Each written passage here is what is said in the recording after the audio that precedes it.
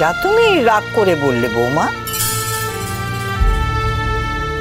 না না মা, আমি রাগ করে কিচ্ছু বলিনি।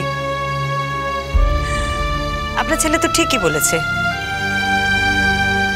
সত্যি তো, অঙ্কিতার কি পছন্দ কি অপছন্দ আমি কি করে জানবো? আমি কি কিনতে কি কিনবো মেয়েটার পছন্দ হবে না। মাঝখান থেকে জাম্বুর মুখ নষ্ট হবে, তার থেকে এই ভালো। জুন আর বুনি তো সব বিষয়ে বিশেষজ্ঞ, ওরাই সব কিনুক গিয়ে। তুমি কি টিজ করছো? টিজ করব?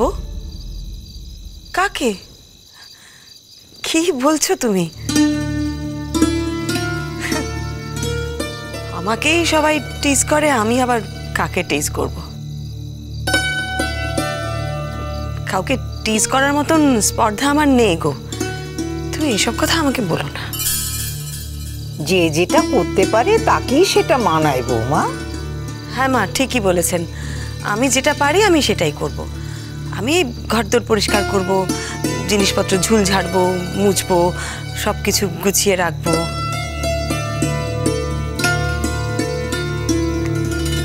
আরে আমি তো তোমায় যেতে বারণ করিনি। না না না, তোমরা কি তেমন মানুষ? তোমরা কত উদার। আমি তো নিজের থেকেই বলছি আমি যাব না। দেখো, তুমি ব্যাপারটা কিন্তু পুরো সেন্টিমেন্টালি নিচ্ছ। কেন কেন জিনিসটাকে আবার অন্যভাবে নিচ্ছ বলো তো তুমি? হ্যাঁ মা, তোমায় বুঝতে হবে ব্যাপারটা। ওদের স্ট্যান্ডার্ডের সঙ্গে আমাদের স্ট্যান্ডার্ড কিন্তু একেবারে যায় না।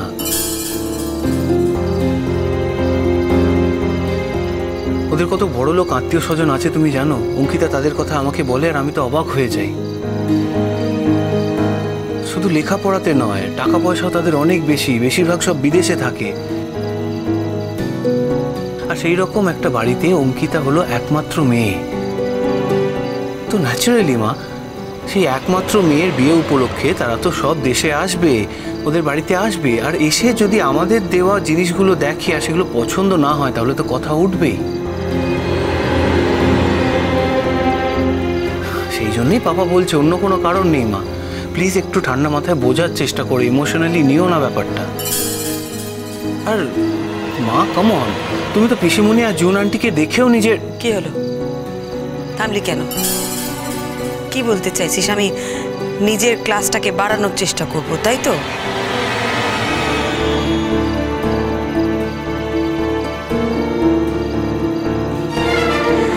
দেখ জাম্বু, আমি না একদিন তোর পাপাকে বলেছি জানিস তো, যে আমার দ্বারা না হবে না। আমি যে ক্লাসে আছি সেখান থেকে আমি আর নিজেকে পাল্টাতে পারবো না, আমি ওই ক্লাসেই থাকবো। সেই জন্যই তো ছেড়ে দিচ্ছি। দেখ, বুনি তোর পিসি, আর জুন জুন আমাদের পরিবারের একজন, আমাদের পরিবারের বন্ধু। ওরা তোদের জন্যে ভালো জিনিসই কিনবে, ভালোই চায় না ওরা তোদের। শুধু শুধু ওদের সাথে আমি গিয়ে ওই সান্ত্বনা চাই না রে। এই সান্ত্বনা আমার লাগবে না জাম্বো। এত পেঁচিয়ে পেঁচিয়ে কথা বলার কি আছে? মনের মধ্যে এতটা প্যাঁচ কেন? তোমাকে তো একটা সিম্পল কথা বলা হয়েছে, অথচ তুমি সেই পেঁচিয়ে পেঁচিয়ে একেবারে... আমি কোনো পেঁচিয়ে কথা বলিনি। হ্যাঁ, যা সত্যি আমি তাই বলেছি।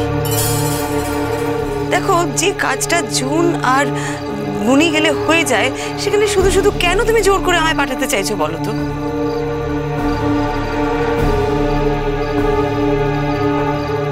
কি সান্ত্বনা দিচ্ছ আমাকে? আমি যেহেতু জাম্বুর মা তাই সান্ত্বনা দিচ্ছ? ভাবছো যে আমি যদি না যাই, মানে আমাকে যদি যেতে বারণ করো, তাহলে আমি কষ্ট পাবো? বিশ্বাস করো, আমি কোনো কষ্ট পাবো না, আমার একটুও খারাপ লাগবে না। আমাকে শুধু শুধু পাঠানোর কোনো দরকার নেই, সান্ত্বনা দেবার কোনো দরকার নেই। বৌমা, তোমার কিন্তু বড্ড কথা হয়েছে। সব ওই অন্তরার শিক্ষায় হচ্ছে, সেটা তো আমি বুঝতে পারছি। এতদিন ধরে তো আপনাদের সবার শিক্ষা নিয়েছি মা। আজ যদি আমার পুরনো বন্ধু অন্তরার একটু শিক্ষা নিই, তাতে কি অসুবিধা বলুন তো? বাবা, এসব ভুলভাল আলোচনায় কেন সময় নষ্ট করছো বলো তো? মা কি কোনোদিন আজ অব্দি কিছু সহজভাবে নিয়েছে? যদি নিতই তাহলে তো বলতো। জুন আন্টি আর পিসিমণি গেলে যখন বৌদি ভাইয়ের জিনিসগুলো ভালোভাবে কেনা হবে তখন ওরাই যা। তুমি তো যেতে বলছো পাপা, তাও তোমাকে কথা শোনাচ্ছে। ওসব কথা বাদ দাও না। আমার কিন্তু ঠাস করে তোমায় এক চড় মারবো দিঠি।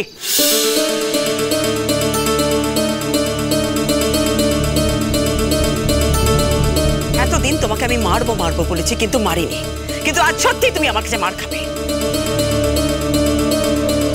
বড্ড বেশি কথা হয়েছে না তোমার? যা নয় তাই বলছো। কি ভেবেছো তুমি বড়দের সম্মান করতে শেখোনি?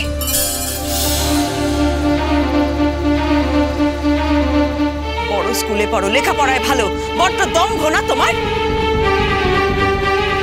আচার ব্যবহার কিছুই তো শেখোনি। যে কোনো মানুষ তোমাকে দেখলেই সেটা বুঝে যায়।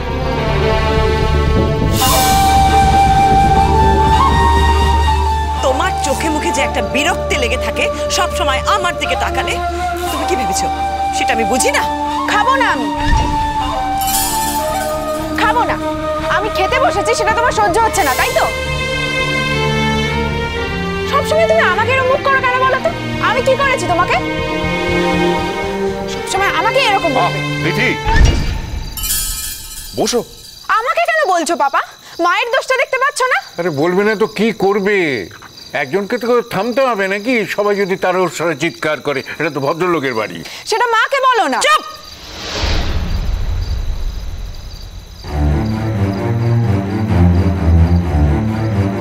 তোমার মা যথেষ্ট সেটা মনে রেখেছে, আর তোমার মা মনে রেখেছে বলেই এই বাড়িতে এখনো শান্তি বজায় আছে।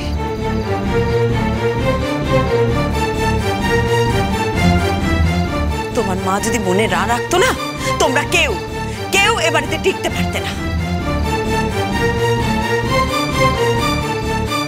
যত বড় মুখ নয় তত বড় কথা, এত বড় সাহস তোমার। তোমাকে আমি 1000 দিন বলেছি বড়দের কথার মধ্যে তুমি কথা বলবে না, তুমি ঢুকবে না। তোমার মনে থাকে না না সে কথাটা?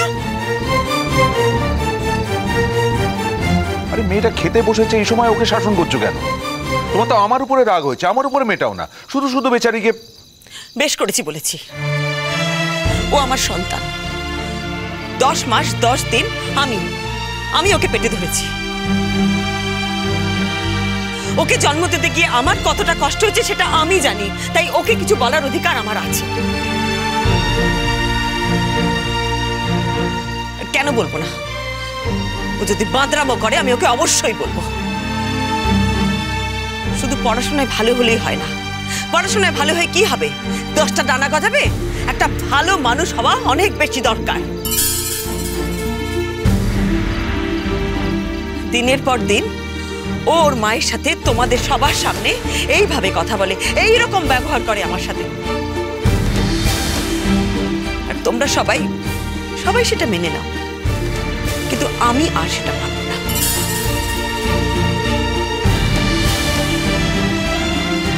শোনো দিঠি, তোমাকে আমি আজ শেষবারের মতন বলছি, তুমি যদি আমার সাথে ভবিষ্যতে এরকম করে কথা বলো, আমি কিন্তু তোমার গায়ে হাত তুলতে বাধ্য হব। এতদিন আমি শুধু বলেছি কিন্তু তুলিনি, কিন্তু এবার কিন্তু তুলব। তাই ভবিষ্যতে তুমি আর কোনোদিনও বড়দের কথায় কথা বলবে না। কথাটা মনে থাকবে? বলি কি এমন বলেছে যে মেয়েটাকে এভাবে তুলোধনা করছো? আশ্চর্যের কথাবার্তা বাবা। কথাটা যদি আপনার ছেলেকে বলতো না মা, আপনারা সবাই মিলে কিন্তু দিঠির তুলোধনা করতেন।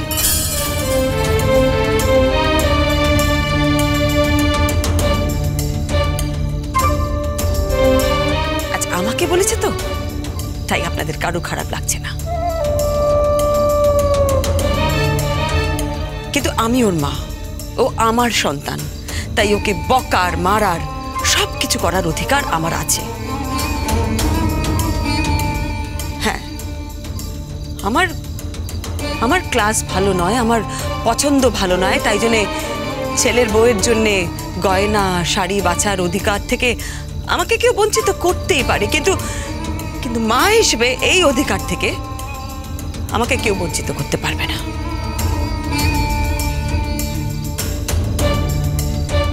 আর যদি আমার মেয়েটা মানুষ না হয়, প্রত্যেকে কিন্তু আমার দিকে আঙুল তুলে বলবে যে আমি একটা অপদার্থ মা। আর সেই অপবাদটা নিতে আমি রাজি নই।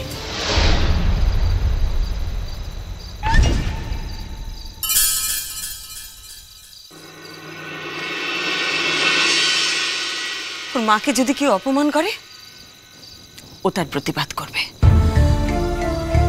তবে তোমার বাকি দুই ছেলে মেয়ের স্বার্থে যদি একটুও ঘা পড়ে না, তারা কিন্তু তোমার গায়ে হাত তুলতে পারে।